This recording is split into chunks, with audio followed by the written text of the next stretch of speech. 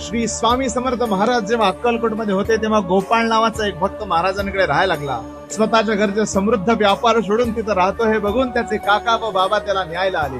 काका व बाबा अक्कलकोटमध्ये आले आणि समोर असलेल्या लंगोटी घातलेल्या स्वामी महाराजांना बघून त्यांची चेष्टा करून त्याला म्हणाले, हा बाबा तुला काय देणार? घरचा समृद्ध पैसावान असलेला व्यापार सोडून इथं कशाला राहतो? चल सोबत म्हणून विनंती करू लागले. तेव्हा तो गेला नाही. स्वामी महाराजांनी सांगितल्यावर जायला निघाला तेव्हा महाराज म्हणाले, होय बाबा, माझ्याकडे तुला द्यायला काय नाहीये, या 2 हड घे.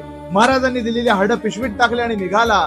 जाताना सुद्धा हसत होते. घरात पोहोचल्यावर सुद्धा त्याच्या भक्तीवर हसायला लागले. तेव्हा महाराजांनी दिलेली 2 हड जेव्हा पिशवीतनं काढली तेव्हा ती हड सोन्याची झालेली. महाराजांनी सत्वाला उतरून त्याचं रक्षण केलं. महाराजांनी त्याची भक्ती सिद्ध केली. सोने आणि मातीत मी फरक करत नाही हे सिद्ध करून स्वतःच्या भक्ताचं रक्षण केलं.